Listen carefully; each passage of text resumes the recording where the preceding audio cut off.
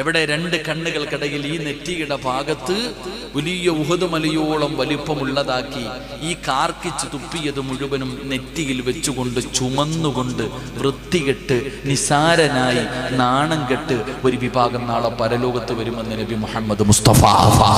അല്ലാഹു നമ്മളെ കാക്കുമാറാകട്ടെ. അല്ലാഹ് നമ്മളെ കാക്കുമാറാകട്ടെ.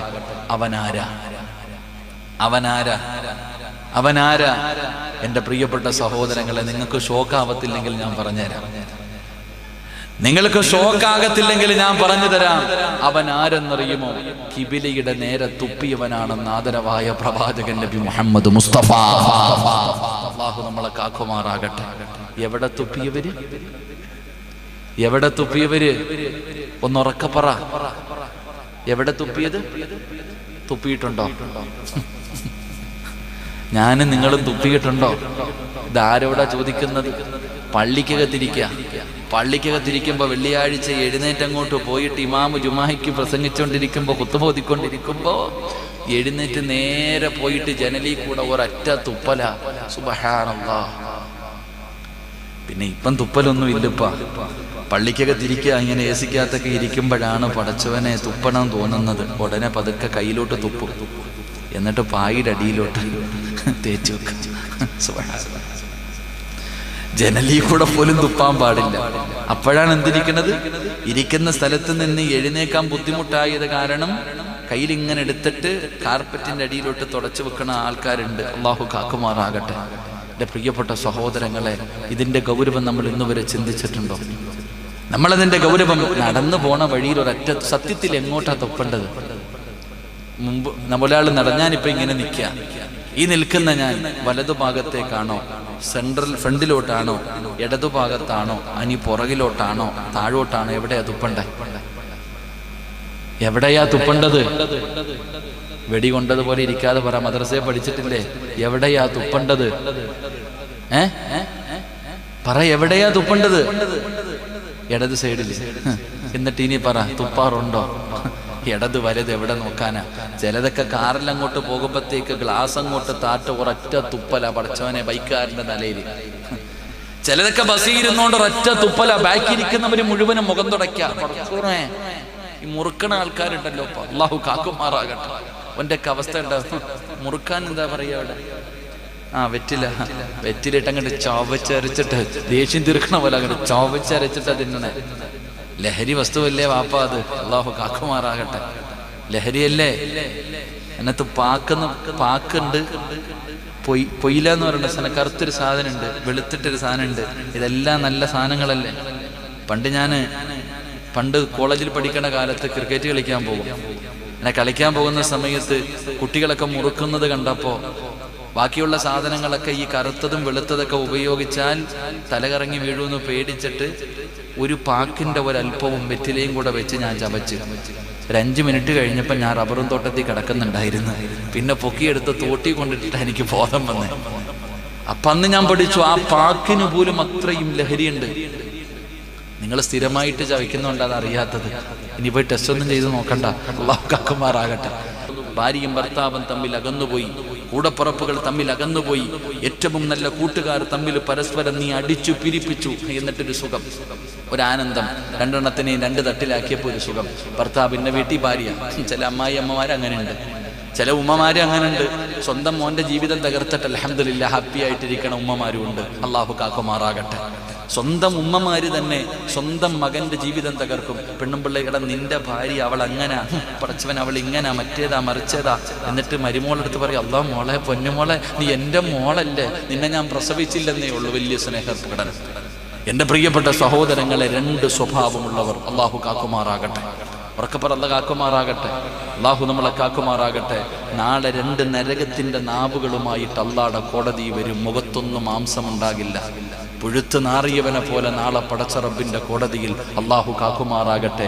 ഏശനയും പരദൂഷണവും അസൂയയും, ഒരാൾ നന്നാകുന്നത് മറ്റൊരുത്തനെ കണ്ടുകൂടാ, എന്തെല്ലാം പറഞ്ഞു പരത്തും.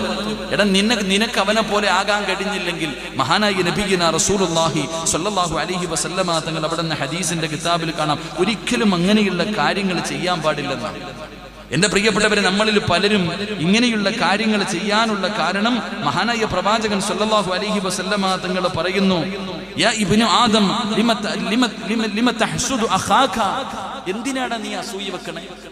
അള്ളാഹു ഒരുത്തന് പണം കൊടുത്തു, ഒരുത്തൻ അള്ളാഹു സൗന്ദര്യം കൊടുത്തു, ഒരുത്തൻ അള്ളാഹു പ്രഭാഷകനാക്കി, ഒരുത്തൻ അള്ളാഹു ആലിമാക്കി, ഒരുത്തൻ അള്ളാഹു വലിയ ഡോക്ടറാക്കി, എഞ്ചിനീയറാക്കി. നീ എന്തിനാടാ അസൂയ വെക്കുന്നേ? നീ എന്തിനാ അസൂയ വെക്കുന്നത്? പ്രവാചകൻ സല്ലല്ലാഹു അലൈഹി വസല്ലമ തങ്ങൾ പറയുന്നു, അള്ളാഹു അവനെ അനുഗ്രഹിച്ച ഒരു വ്യക്തി, അള്ളാഹു അനുഗ്രഹിച്ചവനെ നീ എന്തിനാണ് അസൂയ വെക്കുന്നത്? ഒരുത്തൻ അള്ളാഹു സമ്പത്ത് കൊടുത്തെങ്കിൽ അള്ളാഹുവിനെ അനുഗ്രഹിച്ചതല്ലേ സമ്പത്ത് കൊടുത്ത്, നീ എന്തിനാ അസൂയ വെക്കുന്നത്? അള്ളാഹ് നീ ചെയ്തത് ശരിയായില്ല, അള്ളാഹ് അതല്ലേ അതിനർത്ഥം. ഒരുത്തൻ ഇങ്ങനാണല്ലോ ചില ആൾക്കാര്. നമ്മുടെ കേരളത്തിൽ ഒരു കഥ പറയാറുണ്ട്. ഒരാൾ നോക്കുമ്പോൾ ഒരു വലിയ സമ്പന്നനുണ്ട് ഒരു നാട്ടിൽ, ഒരു വലിയ സമ്പന്നനുണ്ട് ഒരു നാട്ടിൽ. ഈ മനുഷ്യൻ എപ്പോഴും അള്ളാഹുവിനോട്, അയാൾ നല്ല കാര്യങ്ങളൊക്കെ ചെയ്യാറുണ്ട്. ഈ മനുഷ്യൻ അള്ളാഹുവിനോട് ഇവനാണെങ്കിൽ ഏറ്റവും പാവപ്പെട്ടവൻ, ഒന്നും ഇല്ലാത്തവൻ, പിച്ചക്കാരനെ പോലെ ഇരിക്കുന്നവൻ, ഏറ്റവും ദരിദ്രനാണ്. ഈ ദരിദ്രൻ ഈ പണക്കാരനെ നോക്കിയിട്ട് അള്ളാഹിനോട് ദുആ ചെയ്യുക, അള്ളാഹുവേ ആ അബൂബക്കർ ഹാജിയെ പോലെ എന്നെ ആക്കണേ അല്ലാഹ്. അബൂബക്കർ ഹാജി എന്ന് പറഞ്ഞാൽ ഏക്കർ കണക്കിന് ജാഗയുണ്ട്, ഇഷ്ടം പോലെ പൈസ ഉണ്ട്, എല്ലാത്തിനും കൊടുക്കും. ഈ അബൂബക്കർ ഹാജിയെ നോക്കിയിട്ട് ഒരുത്തം പറയുക, അള്ളാഹുവേ എന്നെ നീ അബൂബക്കറിനെ പോലെ ആക്കണേ അല്ലാ, എന്നെ നീ അബൂബക്കറിനെ പോലെ ആക്കണേ അല്ലാ, എന്നെ അബൂബക്കറിനെ പോലെ ആക്കണേ അല്ലാ, എന്നെ അബൂബക്കർ ഹാജിയെ പോലെ ആക്കണേ അല്ലാ. എപ്പോഴും ദുആ. പക്ഷെ ഇവനാവുന്നില്ല. ഇവൻ എത്ര ദുആ ചെയ്തിട്ടും അബൂബക്കർ ഹാജിയെ പോലെ പണക്കാരനാകുന്നില്ല. അപ്പൊ ഓൻ അള്ളാഹിനോട് പറയാ, ഞാൻ കുറെ കാലം കൊണ്ട് അള്ളാഹുവെ അബൂബക്കർ ഹാജിയെ പോലെ എന്നെ ആക്കണേന്ന് ദുആ ചെയ്തു, നീ സ്വീകരിച്ചില്ല. വിഷമോ ഇല്ല അള്ളാഹ്, എങ്കിൽ എന്നെ പോലെയെങ്കിലും അബൂബക്കർ ഹാജി ആക്കണേ തമ്പുരാനെ, നേരെ തിരിച്ച് പിച്ചക്കാരനാക്കണേ. ചിരിക്കാൻ പറഞ്ഞതല്ല, നമ്മളും അങ്ങനല്ലേ. ഓനെ എന്നെ പോലെയെങ്കിലും ആക്കി തമ്പുരാനെ, കുറച്ചിന് ഓനെ ഒന്ന് എത്തീങ്കാനയിലാക്കിയതാ അല്ലാഹ്. എന്തൊരു സന്തോഷല്ലേ ഓൻ എത്തീങ്കാനയിലായി കാണാൻ. എടാ പൊന്നാര ചങ്ങാതിമാരെ, അസൂയ. ആമിനായിക്ക് 2 നില വീട്, ഞാൻ ഇപ്പോഴും വാടക വീട്ടിലാ കിടക്കണേ. പടച്ചവനെ അല്ലേ, ഇതൊക്കെ നമ്മൾ ചിന്തിക്കാം. നിന്റെ കടയുടെ ഓപ്പോസിറ്റ് ഒരു പാവപ്പെട്ടവൻ വന്നൊരു കടയിട്ടു. നിങ്ങൾ ഇങ്ങോട്ട് നോക്കിയാൽ ഒരൊറ്റ ഒരു ഉദാഹരണം പറയാം. എഴുന്നേറ്റ് എല്ലാവരും ഇൻഷാ അല്ലാഹ് ദുആ ചെയ്യാം.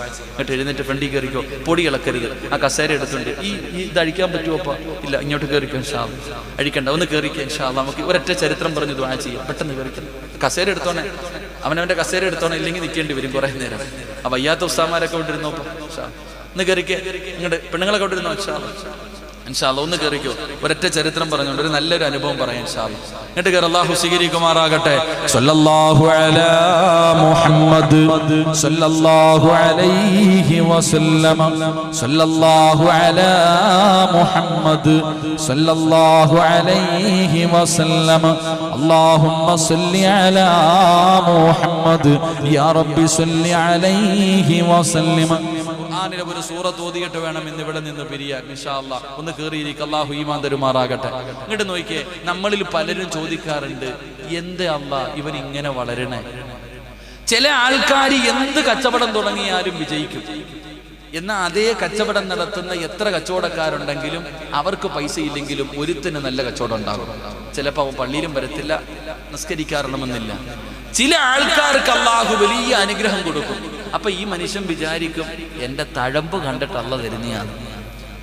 ഞാൻ ഏത് ബിസിനസ് തുടങ്ങിയാലും വിജയിക്കുന്നുണ്ട്, എനിക്ക് വലിയ വണ്ടിയായി, എനിക്ക് 2 കടയായി, എനിക്ക് 2 നില വീടായി. ഇതൊക്കെ കാണുമ്പോൾ നമ്മൾ വിചാരിക്കും അല്ലാഹ് എന്നോട് എന്തോ പ്രത്യേക സ്നേഹം കൂടിയിട്ട് തന്നതാണെന്ന്. ഒരിക്കലും അങ്ങനെ കരുതണ്ട. അല്ലാഹു നമുക്ക് ഈമാൻ തരുമാറാകട്ടെ. അല്ലാഹ് ഈമാൻ തരുമാറാകട്ടെ. ഞാൻ പറഞ്ഞു വന്നത്, എന്റെ സഹോദര, നിന്റെ ദീൻ പഠിപ്പിക്കുന്നത് ഇടതുഭാഗത്തേക്ക് തുപ്പണമെന്നാണ്. അതുകൊണ്ടാണല്ലോ ദുസ്വപ്നങ്ങൾ കാണാറുണ്ട്. ഒരു ചെറുപ്പക്കാരൻ പറഞ്ഞു, ഉസ്താദെ രാത്രിയൊക്കെ, ഇന്ന് ഞാൻ ഒരു സഹോദരി, എൻ്റെ അടുത്തൊരു സഹോദരൻ പറഞ്ഞു, ഉസ്താദ് രാത്രിയൊക്കെ ദുസ്വപ്നങ്ങളെ, പാമ്പ് കടിക്കുന്നതായിട്ട് സ്വപ്നം കാണും, പട്ടി പൊടിക്കുന്നതായിട്ടാ സ്വപ്നം കാണുന്നത്. എന്തൊരു സ്വപ്നം ഇതൊക്കെ. സത്യം പറഞ്ഞാൽ ഈ ദുസ്വപ്നങ്ങൾ കാണുന്നവരുണ്ട്. സത്യത്തെ അത് പറയാൻ പാടില്ല. പാമ്പ് കടിക്കുന്നതായിട്ട്, ചിലരൊക്കെ പിന്നെ മരിച്ചു പോകുന്നതായിട്ടൊക്കെ സ്വപ്നം കാണാറുണ്ട്. സത്യത്തിൽ ഈ ദുസ്വപ്നം കണ്ടാൽ എന്തേ ചെയ്യേണ്ടത്? പറ മനുഷ്യന്മാരെ. എടാ, രാത്രി പട്ടി കടിക്കുന്നതായിട്ട് സ്വപ്നം കണ്ട്, പാമ്പ് കടിക്കുന്നതായി സ്വപ്നം കണ്ട്, ആരോ നിന്നെ കൊല്ലാൻ വരുന്നതായിട്ടൊരു ദുസ്വപ്നം കണ്ടു, എന്ത് ചെയ്യണം? ഉസ്താദന്മാരും മിണ്ടാതിരിക്കണം. എന്ത് ചെയ്യണം? പറ. അറിയില്ല. അല്ലാഹു കാക്കുമാറാകട്ടെ. അല്ലാഹു നമുക്ക് ഈമാൻ തരുമാറാകട്ടെ. ഞാൻ ഈ അടുത്ത് ഇങ്ങനെ ഒരു ഹദീസ് വായിച്ചപ്പോൾ പണ്ടുള്ള ഉമ്മാമാര് പറയാറുണ്ട്, ദുസ്വപ്നം കണ്ടു കഴിഞ്ഞാൽ, ദുസ്വപ്നം കണ്ട് എഴുന്നേറ്റ് കഴിഞ്ഞാൽ ഇടതു ഭാഗത്തേക്ക് 3 പ്രാവശ്യം ഇങ്ങനെ തുപ്പണോ. സത്യം പറഞ്ഞാൽ ഞാൻ ചിന്തിച്ചിട്ടുണ്ട് ഇതൊക്കെ വെറുതെ ആയിരിക്കും. കേട്ടിട്ടില്ലേ? ഒരാൾ ഉറക്കത്തിൽ നിന്ന് ദുസ്വപ്നം കണ്ട് ഞെട്ടി ഉണർന്നു കഴിഞ്ഞാൽ ഇടതു ഭാഗത്തേക്ക് 3 ഔദു ബില്ലാഹി മിനശ് ശൈത്താനിർ റജീം എന്ന് പറഞ്ഞിട്ട് 3 പ്രാവശ്യം തുപ്പണമെന്നാ ഇങ്ങനെ ഉമ്മമാര് പറയാറുണ്ട്. പക്ഷെ ഞാൻ ഈ അടുത്ത ആ ഒരു ഹദീസ് വായിച്ചു, 3 പ്രാവശ്യം അങ്ങനെ തുപ്പണമെന്ന്. അള്ളാഹു ഈമാൻ തരുമാറാകട്ടെ. എന്ത് ദുസ്വപ്നം കണ്ടു കഴിഞ്ഞാൽ എഴുന്നേറ്റിരുന്നിട്ട് ഔദു ബില്ലാഹി മിനശ് ശൈത്താനിർ റജീം 3 പ്രാവശ്യം തുപ്പണമെന്ന്. സത്യത്തിൽ അത് ആരോടും പറയുകയും ചെയ്യരുത്. അത് ആരോടും പറയില്ല. കാരണം ദുസ്വപ്നങ്ങൾ ശൈത്താന്റെ ഭാഗത്ത് നിന്ന്. വെറുതെ എന്തിനാ പറഞ്ഞുകൊണ്ട് നടക്കണം. അള്ളാഹു ഈമാൻ തരുമാറാകട്ടെ. നല്ല സ്വപ്നങ്ങൾ കാണാൻ അള്ളാഹു ഭാഗ്യം തരുമാറാകട്ടെ. അപ്പൊ എന്ത് ചെയ്യണം? ഉറക്കത്തിൽ നിന്ന് ചാടി എഴുന്നേറ്റ് ഇന്ന് രാത്രി അതൊക്കെ കഴിഞ്ഞ് വീട്ടിൽ പോയി കിടന്നു. പടച്ചവനെ പട്ടി കടിക്കുന്നതായിട്ട് സ്വപ്നം കണ്ടു. ചാടി അങ്ങോട്ട് എഴുന്നേറ്റിട്ട് ഇടത് ഭാഗത്ത് ഭാര്യ കിടപ്പുണ്ട്. 3 തുപ്പൽ അവളുടെ മുഖത്തേക്ക്. തുപ്പണമെന്ന് പറഞ്ഞാൽ വല്ലാത്ത തുപ്പൽ പറഞ്ഞാൽ കിട്ടിയിരിക്കുന്ന അവസരം ഒരൊറ്റ തുപ്പും. പെണ്ണുമ്പുള്ള എഴുന്നേറ്റ് നിങ്ങളുടെ ഒരൊറ്റ ചവിട്ട് താഴെ വീഴും. അങ്ങനെ തുപ്പണമെന്നല്ല. തുപ്പലെന്ന് പറഞ്ഞാൽ അങ്ങനെ അങ്ങ് തുപ്പണമെന്നല്ല. അപ്പൊ ഞാൻ പറഞ്ഞു വന്നത്, എൻ്റെ പ്രിയപ്പെട്ട സഹോദരങ്ങളെ, ഒരിക്കലും കിബിലിയുടെ നേരെ തുപ്പാൻ പാടില്ല. അള്ളാഹു നമുക്ക് പുറത്തിരുമാറാകട്ടെ. ചിരിക്കാൻ പറഞ്ഞതല്ല, അത് വളരെ ഗൗരവം. എന്നാൽ നമ്മളത് ഗൗരവമായി കാണാറില്ല. അത് വളരെ നിസ്സാരമായിട്ട് നമ്മൾ തള്ളിക്കളയും. പക്ഷെ അതിലൂടെ നമുക്കുണ്ടാകുന്ന നാശം, നാളെ ഈ കിബിലയുടെ നേരെ തുപ്പിയ തുപ്പലുകൾ മുഴുവനും നിന്റെ മുഖത്ത് വലിച്ചു വെച്ചുകൊണ്ട് നാളെ നാണം കെട്ടി നാറിയവനെ പോലെ പരലോകത്ത് വരേണ്ടി വരും. അള്ളാഹു കാക്കുമാറാകട്ടെ, അള്ളാഹു കാക്കുമാറാകട്ടെ. അതുകൊണ്ട് ഇനിയെങ്കിലും തുപ്പുന്ന സമയത്ത് ഇടതു ഭാഗത്തേക്ക് തുപ്പാൻ പരിശ്രമിക്കുക. കിബിലയുടെ നേരെ തുപ്പുക തന്നെ ചെയ്യരുത്. അള്ളാഹു ഭാഗ്യം തരുമാറാകട്ടെ. ഇൻഷാ അല്ലാഹ് ചെയ്തൂടെ? ഒരു ഇൻഷാ അല്ലാഹ് പറ, ഇൻഷാ അല്ലാഹ് പറ. അള്ളാഹുവിന്റെ പ്രവാചകനവിടെന്ന് പറയുന്ന 3ാമത്തെ വിഭാഗമാരാ? അളപ്പടച്ചറപ്പിന്റെ പരലോകത്ത് നാണം കെട്ട് വരുന്ന 3ാമത്തെ വിഭാഗമാരാ? മഹാനായ നബി മുഹമ്മദ് മുസ്തഫ സല്ലല്ലാഹു അലൈഹി വസല്ലമ തങ്ങൾ അബൂ ഹുറൈറ റളിയല്ലാഹു തആല അൻഹു റിപ്പോർട്ട് ചെയ്യുന്ന ഹദീസിൽ കാണാം, തജിബു മിൻ ശർരിൻ നാസി യൗമൽ ഖിയാമത്തി ഇൻദല്ലാഹ്. നാളെ പടച്ചറപ്പിന്റെ പരലോകത്ത് ജനങ്ങളിൽ വെച്ച് ഏറ്റവും നാണം കെട്ടവനായ രീതിയിൽ നാളെ പടച്ചറപ്പിന്റെ പരലോകത്ത് കിടന്ന 3ാമത്തെ വിഭാഗമാരാ? റസൂലുള്ളാഹി പറയുന്നു, സ്വഹാബാ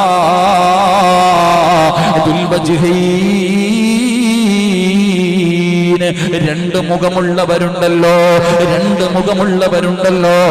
അവരാണ് നാളെ പരലോകത്തിലെ 3ാമത്തെ നശിച്ചവരെന്ന് നബി മുഹമ്മദ് മുസ്തഫ സല്ലല്ലാഹു അലൈഹി വസല്ലമ തങ്ങൾ പറയുകയാണ്. എങ്ങനെയാണ് വരുന്നതെന്നറിയുമോ?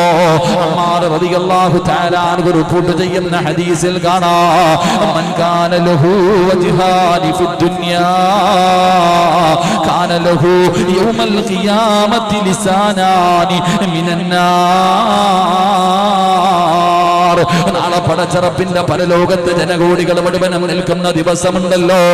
ആ ദിവസത്തിൽ പടച്ചവരെ ഒരു നശിച്ചവൻ വരികയാ, ഒരു വൃത്തികെട്ടവൻ വരികയാ. അവന്റെ നാവുണ്ടല്ലോ 2 നാവുകളാ. അവന്റെ നാവുകൾ ഇങ്ങനെ വലിച്ചു കീറിയിട്ടുണ്ട്. അവന് 2 നാവാണുള്ളത്. തീയാലുള്ള നാവാ. തീയാലുള്ള നാവുമായി വിളിച്ച് അട്ടഹസിച്ചുകൊണ്ട് നാളെ പടച്ചറപ്പിന്റെ പരലോകത്തേക്ക് ഒരു വിഭാഗം കടന്നു വരുമെന്ന് നബി മുഹമ്മദ് മുസ്തഫ സല്ലല്ലാഹു അലൈഹി വസല്ലമ തങ്ങൾ പറയുമ്പോ, എന്റെ ചെറുപ്പക്കാരാ ഒന്ന് ചിന്തിച്ചു നോക്കടാ പൊന്നുമോര്. ഉമ്മ അടുക്കളയിൽ നിന്ന് നിനക്ക് ചായ വെച്ച് കൊണ്ട് തരുമല്ലോ. ആ ചായ കൊണ്ടുവരുമ്പോ ആ ചായയിൽ നിന്നൊരൽപ്പമങ്ങാടം നിന്റെ ശരീരത്ത് വീണാൽ ആ ഗ്ലാസ്സിൽ നീ ഒന്ന് പിടിച്ചാ നിന്റെ കൈവെള്ളുമല്ലോ. അടുപ്പിൽ പടച്ചവനെ അതാ ചോറ് വെക്കുകയാണ്, കറി വെക്കുകയാണ്. അതിന്റെ മുകളിൽ ഒരു അടപ്പ് വെച്ച് അടച്ചു വെച്ചിട്ടുണ്ട്. അതെങ്ങാണമെന്ന് കൈകൊണ്ടൊന്ന് നീക്കുമ്പോ അടുക്കളയിൽ നിന്ന് വിളിച്ചു കൂവുന്ന ഉമ്മ. എങ്കിലും നാളെ പടച്ചറപ്പേ ഈ ദുനിയാവിലെ തീയക്കാല് 70 ഇരട്ടി പവറുള്ള നരകത്തിന്റെ തീയാലുള്ള നാവുമായി മുഖത്തുള്ള മാംസങ്ങൾ മുഴുവനും ഇങ്ങനെ വെന്തുരുകുകയാണ്. മുഖത്തുള്ള മാംസങ്ങൾ മുഴുവനും പടച്ചവരെ വെന്തുരുകുന്ന രീതിയിൽ പുഴുത്തു ചൂടുനാറി നാളെ പടച്ച റബ്ബിന്റെ കോടതിയിൽ കടന്നു വരുന്ന മൂന്നാമത്തെ വിഭാഗമാരെന്നറിയുമോ? രണ്ട് മുഖമുള്ളവരാ. പടച്ചവനെ കാണുമ്പോൾ കയ്യിൽ പിടിച്ചിട്ട് പറയും, പടച്ചവനെ വല്ലാത്ത സ്നേഹപ്രകടനങ്ങളാണ്. പടച്ചവനെ കാണുമ്പോ അങ്ങനെയാണ് ഇങ്ങനെയാണ്, വല്ലാത്ത അഭിനയമാണ്. വലിയ സ്നേഹമുള്ളവനെ പോലെ, വലിയ ഈമാനുള്ളവനെ പോലെ, ആത്മാർത്ഥതയുള്ളവനെ പോലെ കാണുമ്പോ പടച്ചവനെ വലിയ സന്തോഷമാണ്. പക്ഷേ അങ്ങോട്ട് തിരിഞ്ഞു കഴിഞ്ഞാ ഈ പറഞ്ഞതിന്റെ നേരെ എതിരാ. അവിടെയും നിൽക്കും ഇവിടെയും നിൽക്കും. എന്നിട്ട് പടച്ചവനെ ഇടയിൽ കടന്നുകൊണ്ട് അങ്ങോട്ടും ഇങ്ങോട്ടും ഓരോന്ന് പറഞ്ഞു തമ്മിലടിപ്പിക്കുന്ന സ്വഭാവമുള്ളവരുണ്ടല്ലോ, കുടുംബങ്ങളെ തകർക്കുന്നവരുണ്ടല്ലോ, സ്നേഹബന്ധങ്ങളെ തകർക്കുന്നവരുണ്ടല്ലോ. അല്ലാഹുവേ, ഭാര്യ ഭർത്താക്കന്മാരെ രണ്ട് തട്ടിലാക്കുന്നവരുണ്ടല്ലോ, രണ്ട് മുഖമുള്ളവർ. പടച്ചവനെ പലവത അല്ലാഹുവിന്റെ റസൂലാണ് പറഞ്ഞത്, അവരാണ് നാളെ പരലോകത്തിലെ മൂന്നാമത്തെ വൃത്തികെട്ടവനെന്ന് നബി മുഹമ്മദ് മുസ്തഫ.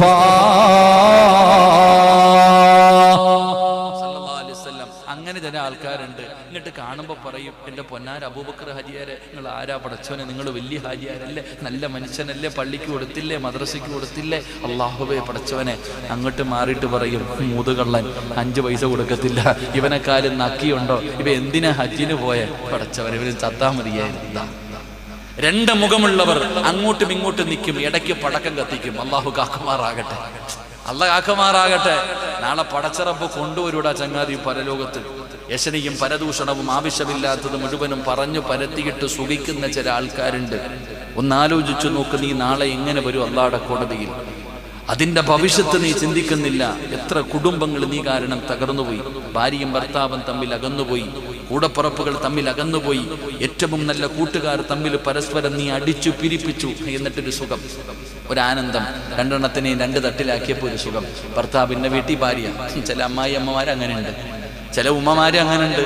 സ്വന്തം മോന്റെ ജീവിതം തകർത്തിട്ട് അൽഹംദുലില്ലാ ഹാപ്പി ആയിട്ടിരിക്കണ ഉമ്മമാരും ഉണ്ട്. അല്ലാഹു കാക്കുമാറാകട്ടെ. സ്വന്തം ഉമ്മമാര് തന്നെ സ്വന്തം മകന്റെ ജീവിതം തകർക്കും. പെണ്ണുമ്പിള്ളയുടെ നിന്റെ ഭാര്യ അവൾ അങ്ങനെ, പടച്ചവൻ അവൾ ഇങ്ങനെ, മറ്റേതാ മറിച്ചേതാ.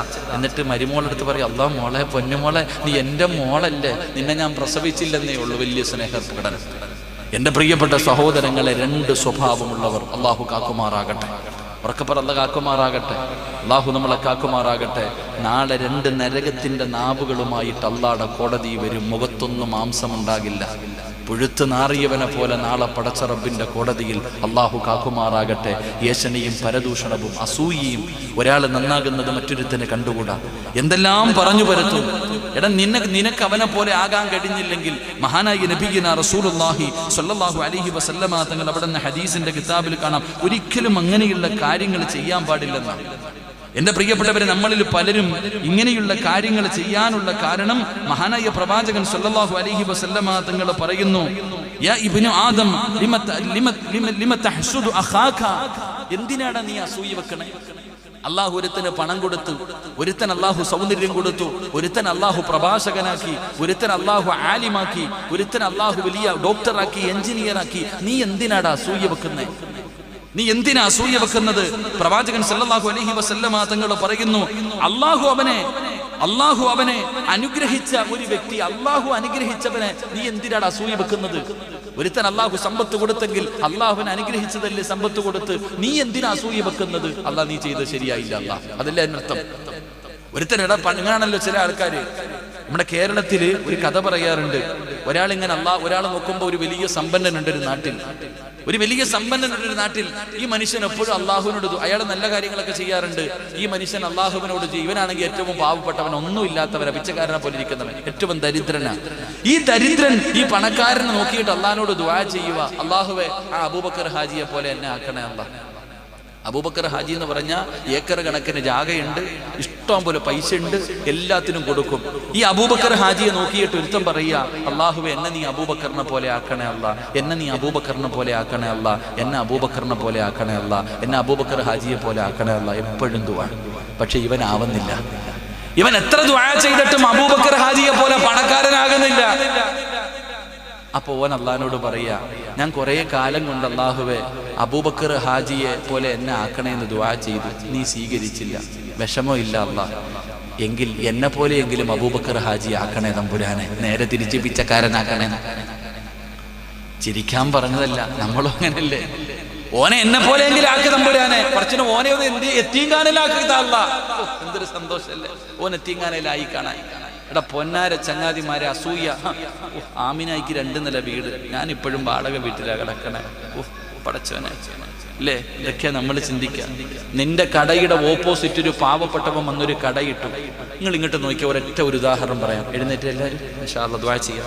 ഇങ്ങോട്ട് എഴുന്നേറ്റ് ഫ്രണ്ടിൽ കയറിക്കോ, പൊടി ഇളക്കരുത്. ആ കസേര എടുത്തുണ്ട്, ഇത് അഴിക്കാൻ പറ്റുമോ? അപ്പ ഇല്ല, ഇങ്ങോട്ട് കയറിക്കോ ഇൻഷാ അല്ലാഹ്. അഴിക്കണ്ട, ഒന്ന് കയറിക്കോ ഇൻഷാ അല്ലാഹ്. നമുക്ക് ഒരൊറ്റ ചരിത്രം പറഞ്ഞ് ദുആ ചെയ്യാം. പെട്ടെന്ന് കയറിക്കണം, കസേര എടുത്തോണേ, അവനവന്റെ കസേര എടുത്തോണേ, ഇല്ലെങ്കിൽ നിൽക്കേണ്ടി വരും കുറേ നേരം. ആ വയ്യാത്ത ഉസ്താമാരൊക്കെ കൊണ്ടിരുന്നോ ഒന്ന് കയറിക്കേ. ഇങ്ങോട്ട് പെണ്ണുങ്ങളൊക്കെ കൊണ്ടിരുന്നോ ഇൻഷാ അല്ലാഹ്. ഇൻഷാ അല്ലാഹ് ഒന്ന് കയറിക്കോ. ഒരൊറ്റ ചരിത്രം പറഞ്ഞുകൊണ്ട് ഒരു നല്ലൊരു അനുഭവം പറയാം ഇൻഷാ അല്ലാഹ്. എന്നിട്ട് കയറി. അല്ലാഹു സ്വീകരിക്കുമാറാകട്ടെ. സല്ലല്ലാഹു അലാ മുഹമ്മദ് സല്ലല്ലാഹു അലൈഹി വസല്ലം. സല്ലല്ലാഹു അലാ മുഹമ്മദ് സല്ലല്ലാഹു അലൈഹി വസല്ലം. അല്ലാഹുമ്മ സല്ലി അലാ മുഹമ്മദ് യാ റബ്ബി സല്ലി അലൈഹി വസല്ലം. ഖുർആനിലെ ഒരു സൂറത്ത് ഓതിയിട്ട് വേണം ഇന്ന് ഇവിടെ നിന്ന് പിരിയാൻ ഇൻഷാ അല്ലാഹ്. ഒന്ന് കേറിയിരിക്കുക. അല്ലാഹു ഈമാൻ തരുമാറാകട്ടെ.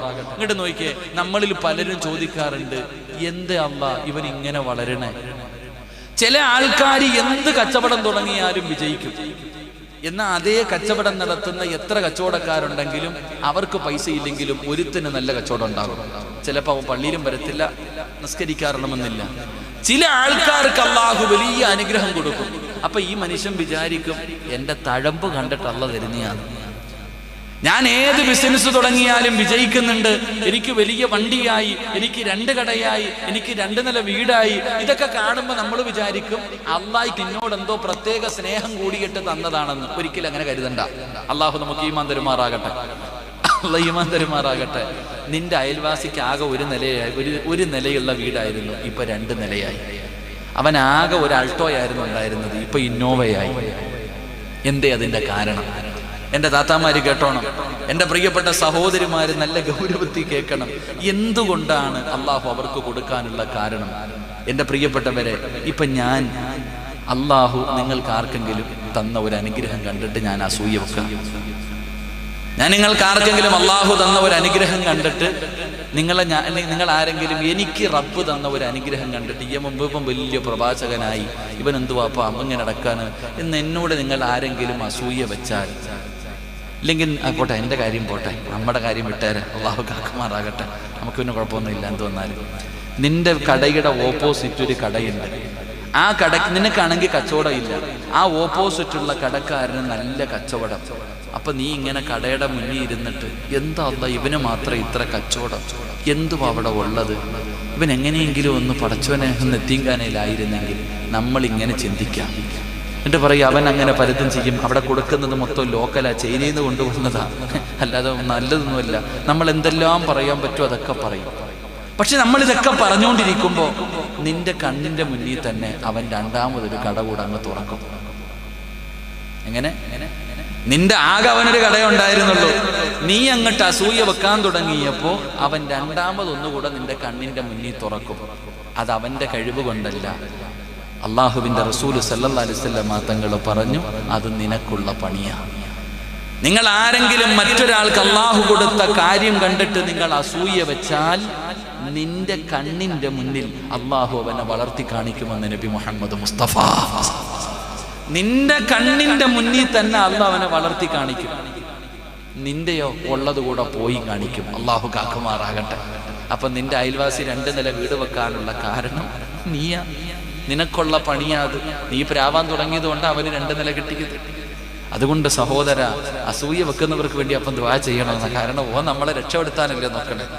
അതുകൊണ്ട് എൻ്റെ പ്രിയപ്പെട്ടവരോട് പറയുന്നു, റസൂലുള്ളാഹി സ്വല്ലല്ലാഹു അലൈഹി വസല്ലമ തങ്ങൾ പറഞ്ഞു, നിങ്ങൾ അസൂയ നിങ്ങൾ സൂക്ഷിക്കണം. കാരണം തീ വിറക് തിന്നുന്നത് പോലെ നിങ്ങളുടെ സൽക്കർമ്മങ്ങൾ അത് തിന്നുകളയുമെന്ന് നബിയുനാ റസൂലുള്ളാഹി. തടിയും തഴമ്പും നിസ്കാരമൊക്കെ ഉള്ളവരുണ്ട്, നല്ല കാര്യങ്ങൾ ചെയ്യുന്നവരുണ്ട്. പള്ളി വരും നമസ്കരിക്കാൻ വേച്ച് നടന്നു വരുന്ന വാപ്പ സങ്കടം തോന്നും, ചുമച്ച് നടക്കാൻ കഴിയാതെ വളരെ പ്രയാസപ്പെട്ട് പള്ളി വരും, നിസ്കരിക്കും. നിസ്കാരം കഴിഞ്ഞിട്ട് എല്ലാവരും ഇറങ്ങിപ്പോകുമ്പോൾ പള്ളിയുടെ പടിയിൽ പോയിരുന്നിട്ട് ഖതീബിൻ്റെ ഇറച്ചി തിന്നും. അള്ളാഹു കാക്കുമാറാകട്ടെ. ആ വാപ്പ പള്ളി വരുന്നുണ്ട സങ്കടം തോന്നും. വെള്ളിയാഴ്ച ദിവസം 11 മണിക്ക് പള്ളി വന്നിരിക്കും ചില വാപ്പമാർ. ചില ഉപ്പമാര് പള്ളി 11 മണിക്ക് വന്നു. അള്ളാഹു ഒട്ടകത്തറുത്ത പ്രതിഫലം കിട്ടാൻ വരുന്നയാ. അവസാനം ഇറങ്ങിപ്പോകുമ്പോൾ നരകത്തിയിലെ വിറകും മേടിച്ചിട്ടാ പോണേ. ഇത്രയും നേരത്തെ വന്ന് നിസ്കരിച്ച് നിസ്കാരം കഴിഞ്ഞ് ഇറങ്ങുന്നതിന് മുമ്പ് ചെയ്തതിന്റെ സൽക്കർമ്മം നാട്ടുകാർക്ക് വിളമ്പിക്കൊടുക്കുന്നവർ. എന്റെ പ്രിയപ്പെട്ടവരെ, എന്തിനാ നിങ്ങൾ ചെയ്യുന്നത്? ഒരിക്കലും നിങ്ങൾ അങ്ങനെ ചെയ്യരുത്. അതിന്റെ ഭവിഷ്യത്തിനെ കുറിച്ച് നിങ്ങൾ ചിന്തിക്കാത്തത് കൊണ്ടാണ്. കള്ളു കുടിച്ച അള്ള പുറത്തു തരൂല്ലേ? പുറത്തു തരുവോ? പുറത്തു തരുവോ? കള്ളു കുടിച്ചവൻ അള്ളാഹു പുറത്തു കൊടുക്കും. വ്യഭിചരിച്ചവൻ അള്ളാഹു പുറത്തു കൊടുക്കും. പലിശ തിന്നവൻ അള്ളാഹു പുറത്തു കൊടുക്കും. എന്തിന്? എടാ, ശിർക്ക് ചെയ്തവന് പോലും അവൻ ആത്മാർത്ഥമായി തൗബ ചെയ്ത അള്ളാഹു ഉദ്ദേശിച്ചവർക്ക് പുറത്തു കൊടുക്കുമെന്ന് വിശുദ്ധ ഖുർആൻ. അള്ളാഹു ഈമാൻ തരുമാറാകട്ടെ.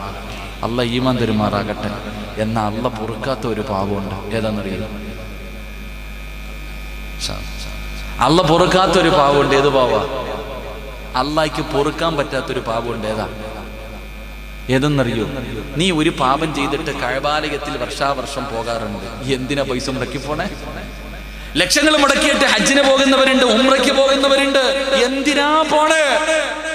എന്തിനാ നീ പോകുന്നേ? അവിടെ പോയി നീ ഹജറുൽ അസ്വദ് കെട്ടിപ്പിടിച്ച് മുത്തിയിരുന്നാലും നിന്റെ പാപം അല്ലാഹു പൊറുക്കില്ല. അതേത് പാപമെന്നറിയോ? അതേത് പാപമാ? നാട്ടുകാരുടെ ഇറച്ചി തിന്ന ഒരു സ്വഭാവം ഉണ്ടല്ലോ നിനക്ക്, അസൂയ. എടാ, നാട്ടുകാരെ കുറിച്ച് ഈ വഅദ് പറയുന്ന എന്നെ കുറിച്ച് നീ ആവശ്യമില്ലാത്ത കാര്യങ്ങൾ മുഴുവനും പറഞ്ഞിട്ട് നീ കഅബാലയത്തിൽ പോയിട്ട് കാര്യമുണ്ടോ? ഒരു കാര്യവുമില്ല. നിന്റെ പാപം പൊറുക്കണമെങ്കിൽ എൻ്റെ മുന്നിൽ തന്നെ നീ വരണം. നിങ്ങൾ ആരെയെങ്കിലും കുറിച്ച് ഈ സദസ്സിരിക്കണ ഏതെങ്കിലും ഒരു മനുഷ്യൻ, പ്രസിഡന്റോ ഇരിക്കുന്ന ഉസ്താദന്മാരോ, നിങ്ങൾ ആരെയെങ്കിലും കുറിച്ച് ഞാൻ എന്തെങ്കിലും വൃത്തികേടുകൾ പറഞ്ഞു പരത്തി ഇവരെ നാണം കെടുത്തിയിട്ട് ഞാൻ അല്ലാഹു പുറത്ത് എന്ന് ചോദിച്ചിട്ട് കാര്യമുണ്ടോ? ഇല്ല. വന്നിരിക്കണ പ്രസിഡന്റിന്റെ കൈ തന്നെ പിടിക്കണം. കാക്ക, നിങ്ങളുടെ ഇറച്ചി കുറച്ച് തിന്നിട്ടുണ്ട്, പൊരുത്തപ്പെട്ടതാ. ഈ മനുഷ്യൻ പൊരുത്തപ്പെട്ടാലേ എനിക്ക് രക്ഷയുള്ളൂ. അള്ളാഹു കാക്കുമാറാകട്ടെ. മനുഷ്യനുമുള്ളത് ഞങ്ങൾ തന്നെ തീർക്കണം. അള്ളാഹും അടിമയും തമ്മിലുള്ളത് അള്ളാഹു ഗഫൂറ പുറത്തു തരും. അതാണ് വിഷയം. അതാണത് ഗൗരവത്തിൽ തന്നെ പറയുന്നത്. കാരണം നിസ്സാരമല്ല എന്റെ പ്രിയപ്പെട്ടവരെ. കാരണം അടിമയും തമ്മിലുള്ളത് അടിമയും തന്നെ തീർക്കണം.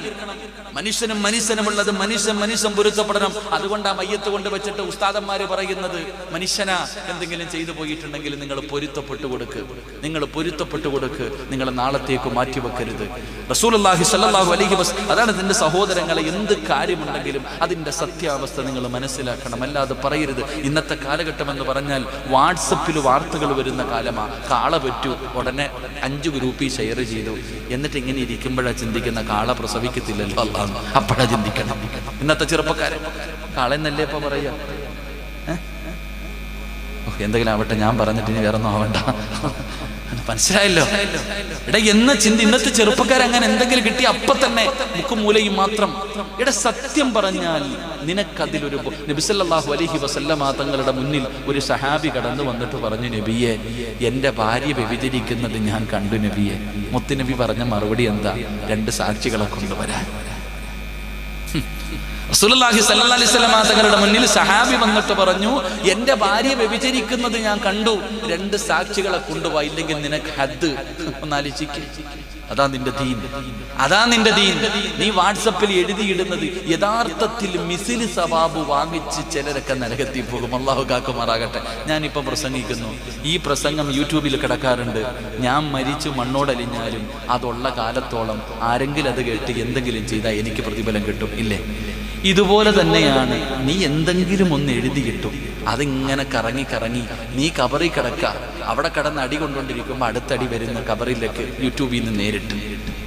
ഒന്ന് ആലോചിക്ക്. നിന്റെ ഒരു നിമിഷത്തെ അശ്രദ്ധയിലൂടെ ഏതൊരു കാര്യവും നിനക്ക് കൺഫേം ആകണം. എത്രയെന്ന് വെച്ചാൽ നിസാരമായിട്ടല്ല. നീ റസൂലുള്ളാഹി സ്വല്ലല്ലാഹി അലൈഹി വസല്ലം തങ്ങളുടെ മുന്നിൽ ചെന്ന് ഭാര്യ വ്യഭിചരിക്കുന്നത് കണ്ടു എന്ന് പറഞ്ഞപ്പോഴും പ്രവാചകൻ പറഞ്ഞത് സാക്ഷി വേണം, സാക്ഷി വേണം. അത്രയ്ക്കും കൺഫേം ആക്കണം ഏത് കാര്യവും. അതുകൊണ്ടാണ് മഹാനായ സയ്യിദുനാ ഉമർ ഇബ്നുൽ ഖത്താബ് റളിയല്ലാഹു തആല, ഒറ്റ ഉദാഹരണം ഞാൻ പറയാം ചെറുപ്പക്കാരോട്, എത്ര കൺഫേം ആക്കണം. ഒരു കാര്യം ആരെങ്കിലും പറയുന്നതല്ല, നീ നിന്റെ കണ്ണുകൊണ്ട്